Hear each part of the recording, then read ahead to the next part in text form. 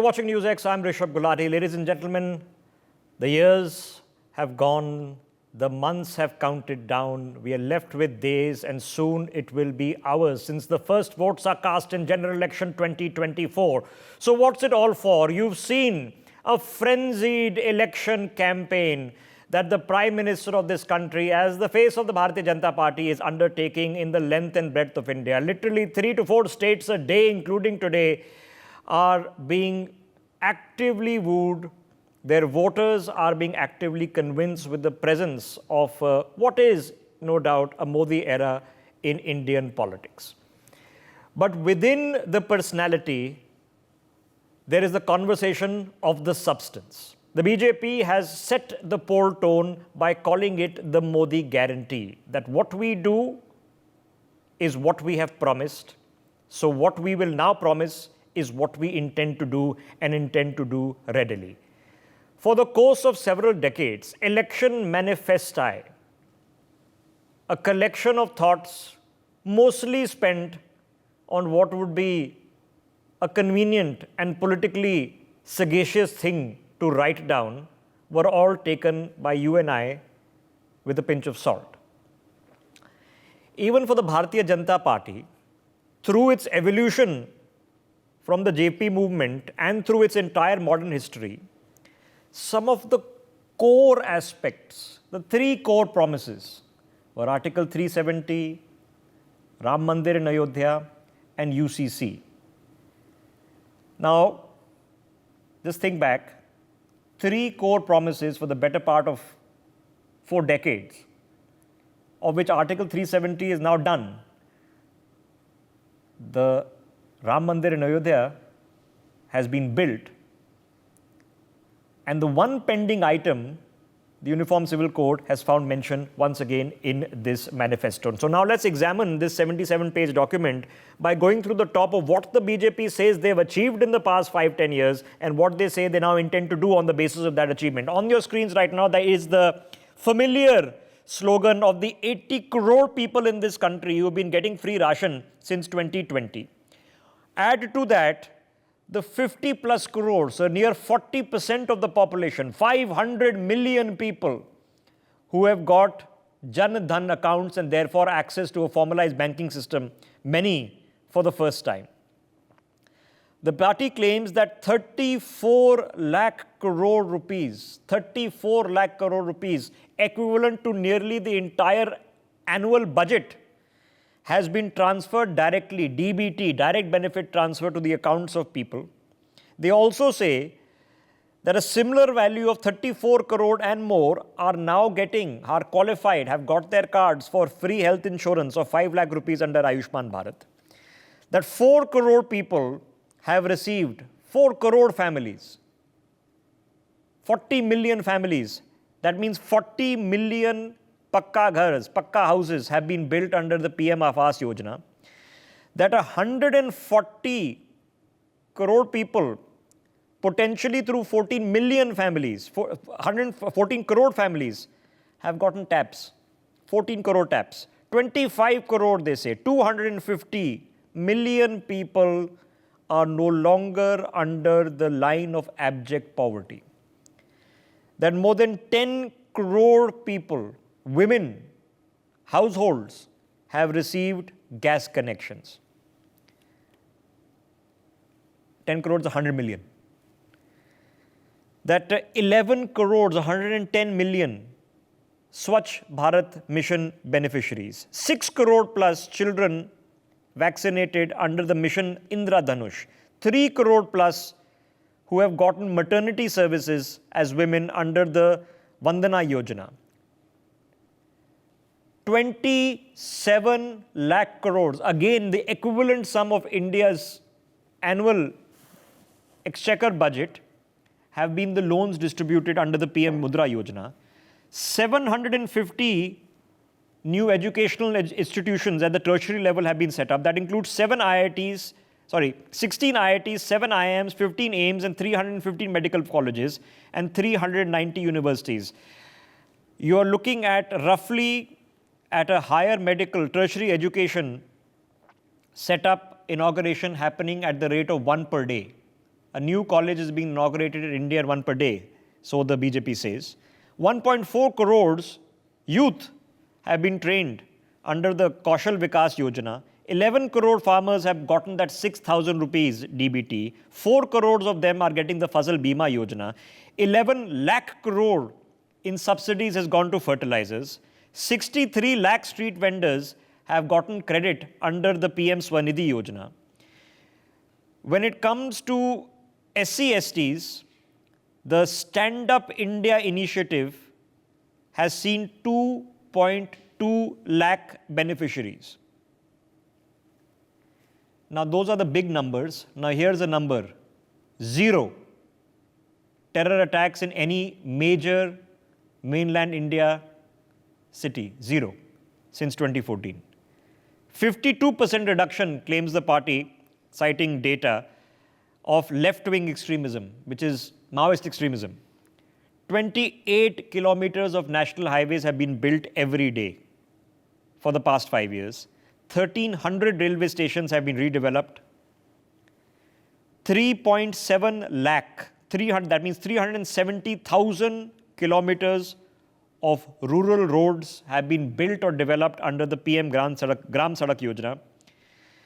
And amidst many things, 1.5 crore citizens, 15 million Indian citizens have been evacuated from various parts of the world in various crises. You've seen this from Ukraine to Sudan, so many places. 1.5 crore, 15 million people have been evacuated. Now, that's what they claim they've done. Some of it you've heard before, some of it is being put into tabulation for the first time in this manifesto. Now, have a look at the total quantification of all of this, which is the total beneficiaries. Now, if you just do a touch base account of just a tabulation,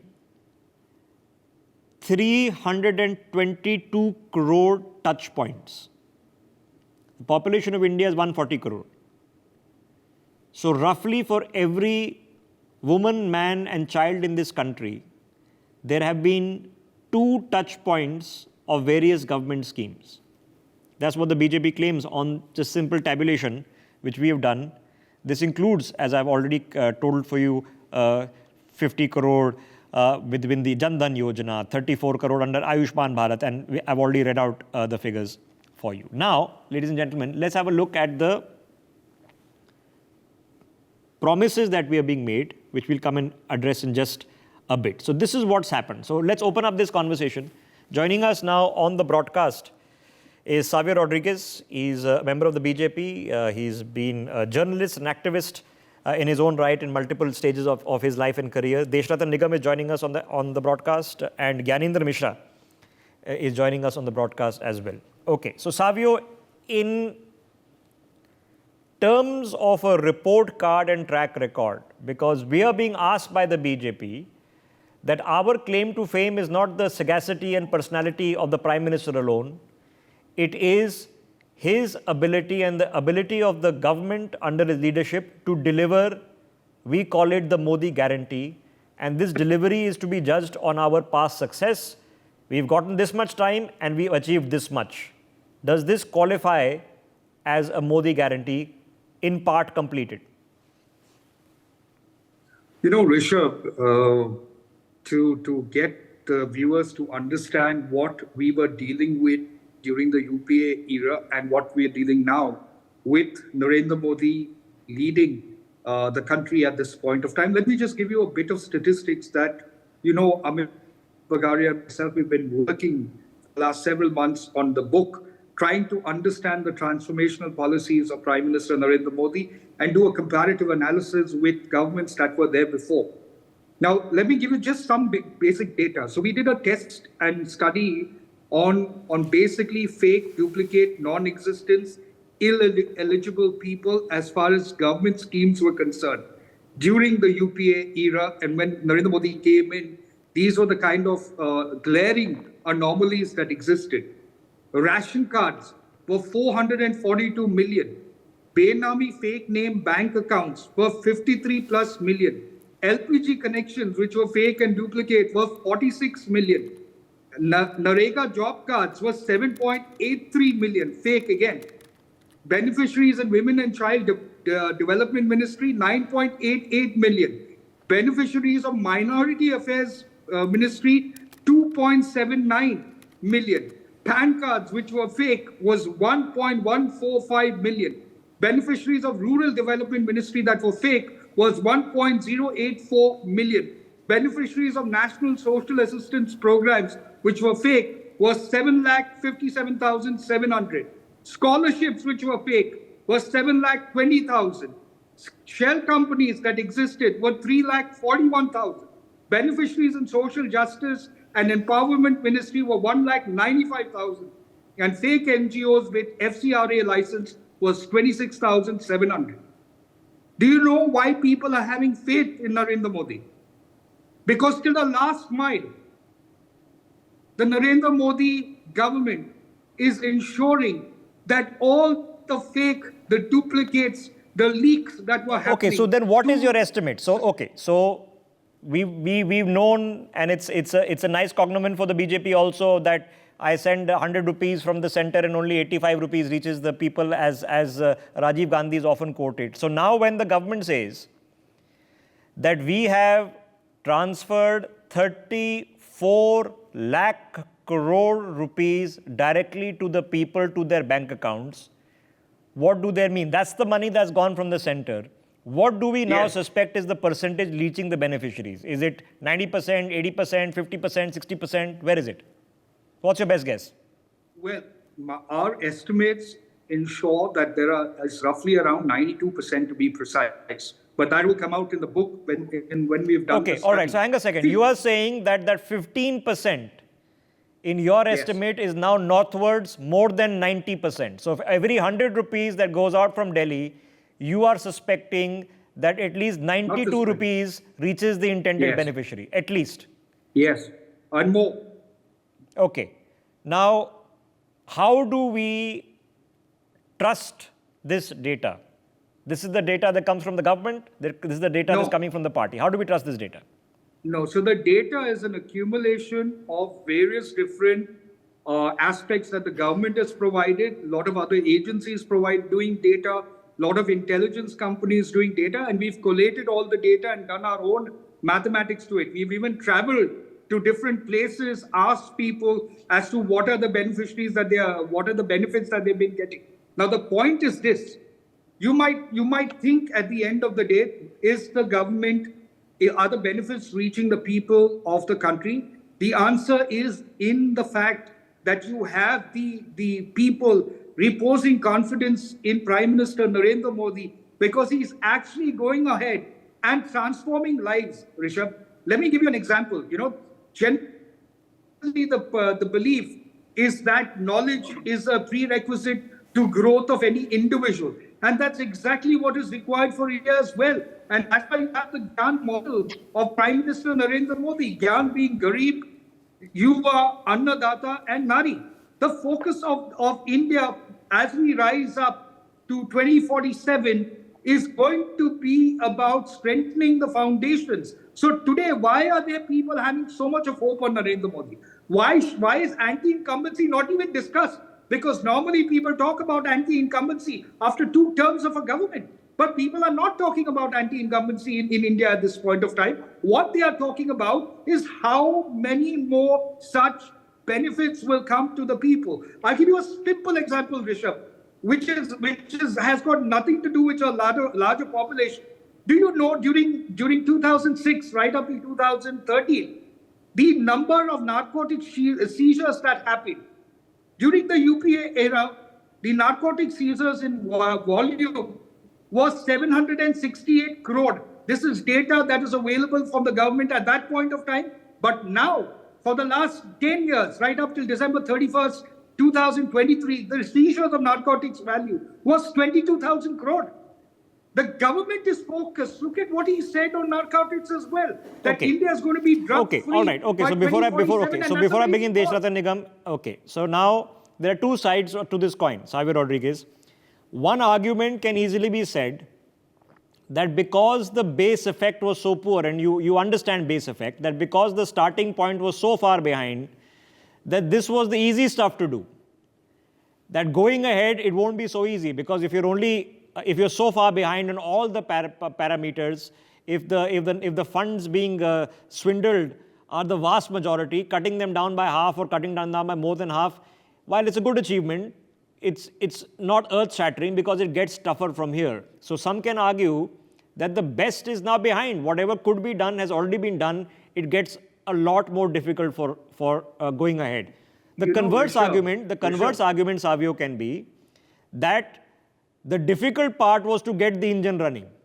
That once you clean up a lot of the systems, you make the systems far more efficient, the best is yet to come. So which is it? Well, Rishabh, the normal adage is good, better, best. But there is a fourth aspect to that adage as well, and that's superb. So India, in the next term of Narendra Modi, is going to move from best to superb. And I'll tell you why. Okay? Because what you're looking at now is a slow cleansing of the systemic rot that existed in India by virtue of corruption and by virtue of schemes not reaching to the beneficiaries. That has been eradicated, as I told you, by up to 92%. But what is now required is to deal with the larger creation of an economy, a larger growth of the economy, a larger growth of the MSMEs, the SMEs, the startups, the women entrepreneurs. That is where Narendra Modi is going to focus. He's going to ensure that the Atma Vishwas and the Atma Samman of entrepreneurship is going to reach into the hands of every single Indian. What he wants to do is create an equality of economics in their life. What he's doing is creating a balanced level field that every single individual in India is above the poverty line. And if you look at what the United Nations Development said, their entire study talks about multi-dimensional poverty, which has come out, which is 24.82 crore. Out in the last so for anybody watching this broadcast who will honestly either be bedazzled or flabbergasted or be extremely doubtful and suspicious of statistics, as people should always be, there is no way for any one of us individually, even large organizations, to verify every single statistics. But what we can do and often do is every few months we do a dipstick test. So we go across to the various districts, in rural areas, and we do a dipstick test. Have there been toilets built here? Have somebody got Ujjwala Yojana? Did you get a house? Did you get a tap? Are you getting electricity? Have you got Ayushman Bharat card? And those dipstick tests that we are doing these are not manipulated. These are just somebody going and asking around in a locality what's actually happened, have indicated that yes, in many cases, 4 out of 5 people we are asking, they are seeing that their life has become better because they got a pakka ghar, or they got a toilet, or they're using UPI and they've got a loan or something or the other. And all of that is available online. We published all these stories over the course of the past couple of years. Now let me get Desharada Nigam. Desharada Nigam, on the larger premise, before I come to specifics, the larger premise can be argued two ways. That the situation was pretty bad and we are all to blame for it. Not just government. So it was one family of India, and if we kept the roads dirty, that's not simply government's fault. And you remember the first thing Narendra Modi did was come out with a jhadu when he became Prime Minister and encourage us to clean our roads. We've come a long way since then. But the argument, Desharada Nigam, is that the situation was so dire that just getting the basics right was the easy part, and the easy part is now done. Now it becomes very tough, and further promises and further delivery, therefore, are suspect. Well, Rishabh, let me tell you, with this government and with Prime Minister Modi at the helm of the affairs, nothing is tough. They have laid down a very good base and built on it. It's not only the base, they have already built a structure on it. And that structure needs to be taken forward. And that is where the speed and scale of the work needs to be looked into. We have seen the speed and scale of this government even in the past, whether it is railways, roadways, highways, rural roads, or, given pakka ghars, or take any of the scheme. The speed and scale was already quite high. Now they want to increase it further, which is where the base works. Now the earlier base was quite low. Now, as you rightly said, now the base itself has risen quite high. Now it has to be taken to the next level. And can it be taken? Yes, why not? With the kind of commitment the government has and the elimination of fake beneficiaries, where they save lakhs of crores of rupees also, which they directly transfer to the people and generating more revenue through GST and otherwise. And that goes directly to the people. And that is where I believe 100% So delivery Deshratha of the- Nigam, straight question. Yes. Has Team India under coach and captain Narendra Modi, has it got the engine running that we have now? Because the roads themselves are a minute part of GDP until they further the business and all the other ancillary impact that they have, and that can be 8 times. If a road costs 1,000 crores, the impact on GDP can be 8,000 crores, 10,000 crores, 20,000 crores. And that's why roads are built. Have we got the engine starting, and is that the point? Yes, yeah, engine is already running. You know, if you look at the researches in this field, if a government is able to provide good infrastructure, basic infrastructure to the people and industry, along with good law and order, the states provide, the business automatically flourishes. That we have seen in UP. UP is a prime example. From the 12th number in the GDP, it has come now 3rd.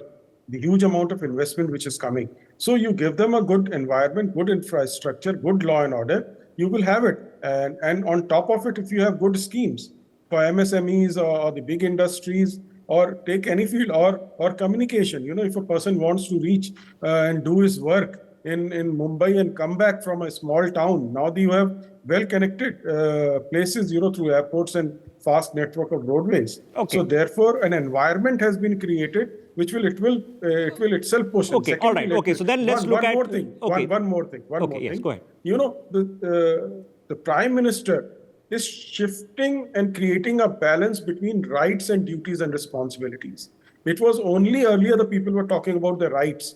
Now the shift is towards the duties and responsibilities that we call Dait Zimmedari.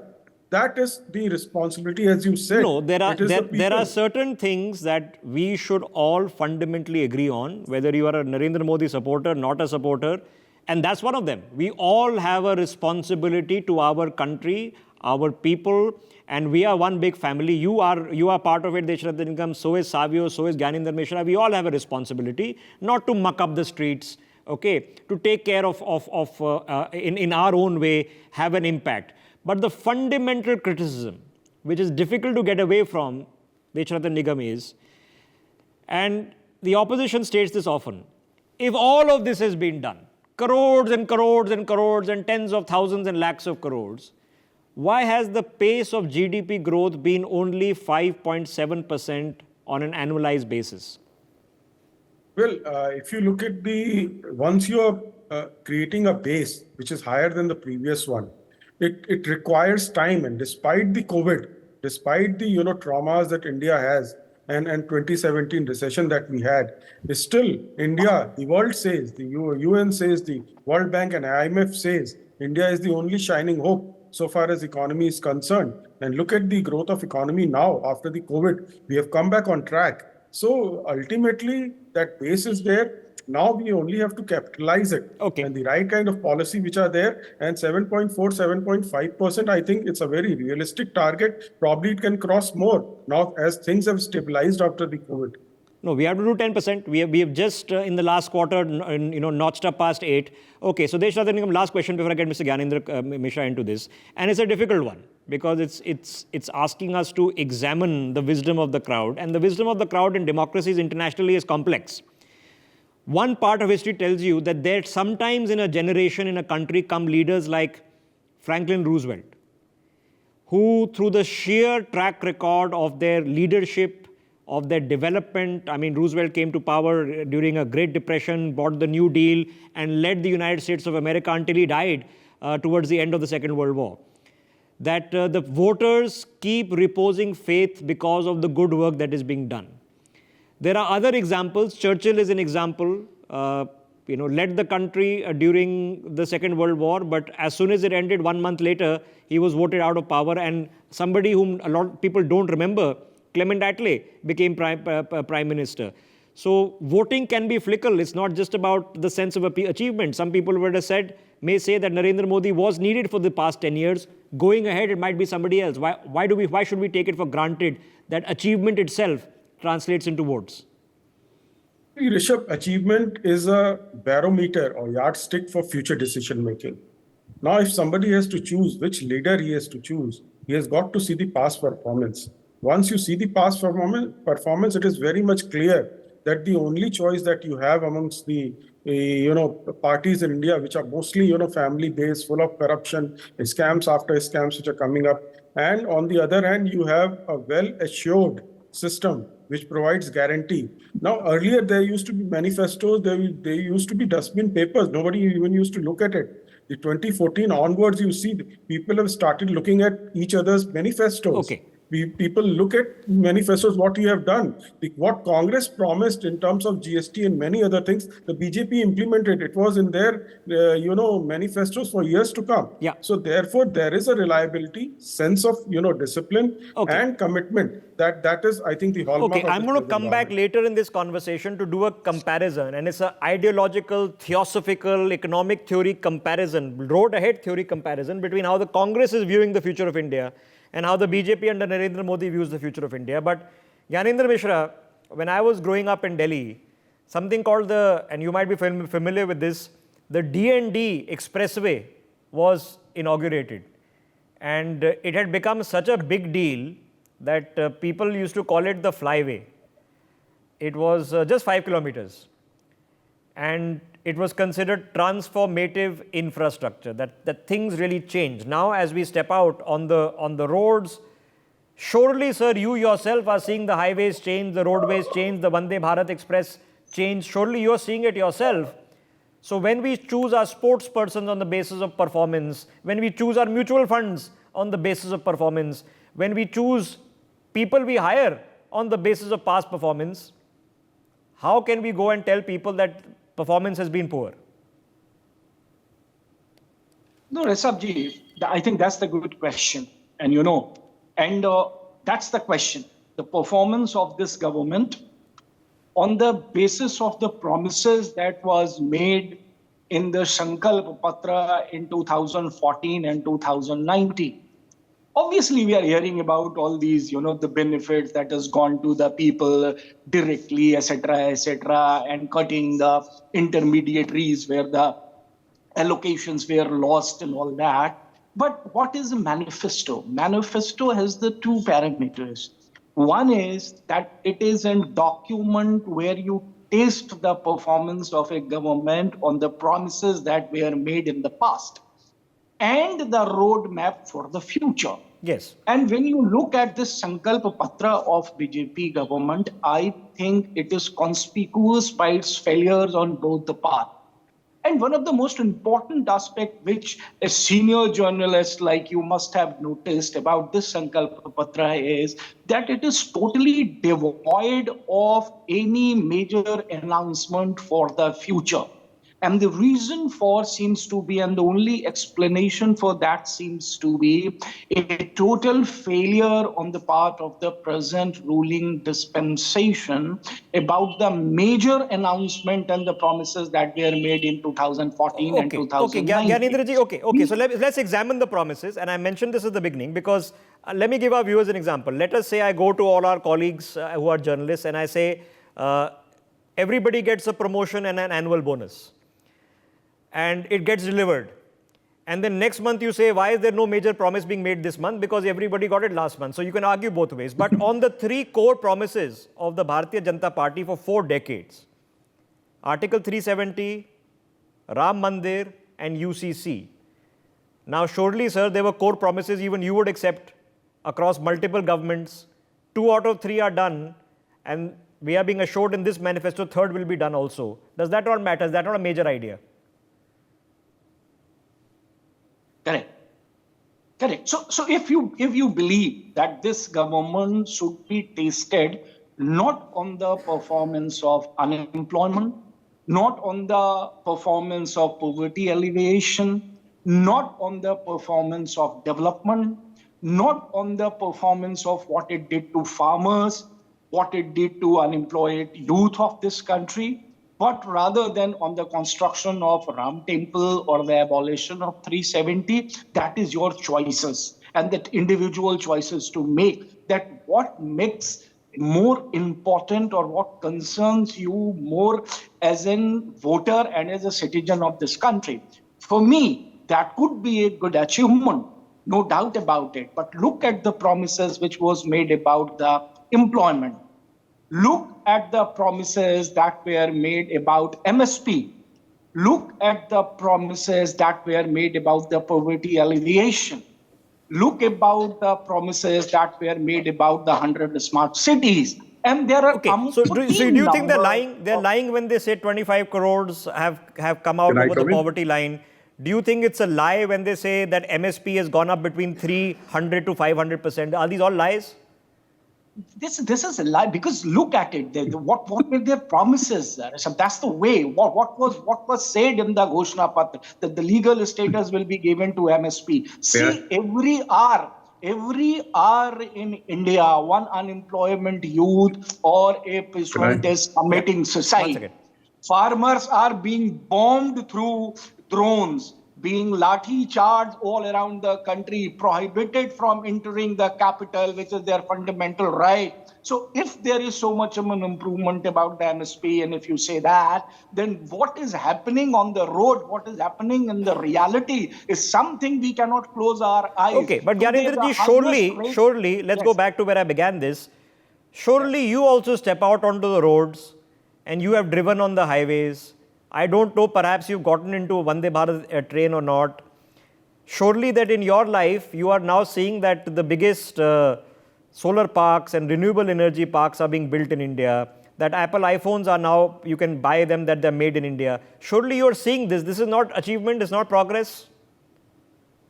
No, so yes, so if you are in the 10 years of the government, so obviously some development or some progresses will be made. You look at the record of the previous government, previous tenure of UPA under Mr. Manmohan Singh, and compare it with the present government in terms of GDP growth, in terms of unemployment, in terms of poverty alleviation, in terms of Mehgai.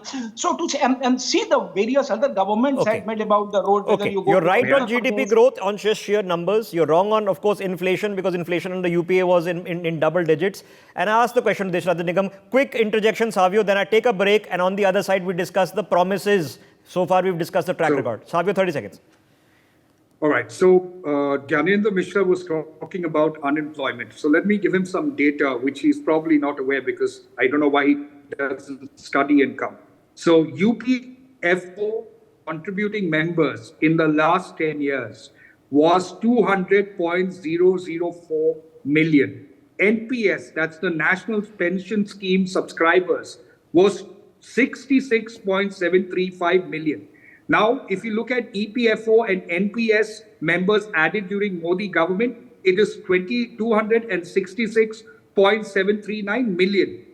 EPFO and NPS members added during the UPA government was only 81.332 million, which means that the Modi government is 228% better than what the UPA all right, era ladies and was. gentlemen. Now, you can argue the Let me qualify these figures. On employment figures, India's measuring systems are woefully inadequate. So I cannot give you an emphatic statement, primarily because, and the government says this too, a large segment, maybe 50-60% of our economy is unorganized. So it does not report number of jobs like companies like the ones we work in report. Now, I know the conversation is not over. It's not over. I need to take a break. 30 seconds. We come back. We pick up on the other side, in which I'll interject now the promises in the manifesto. Manifesto is about track record and promises. So what are the promises that the BJP under Narendra Modi says, this is what's left, and this is the guarantee that we'll come and do? Back in 30 seconds.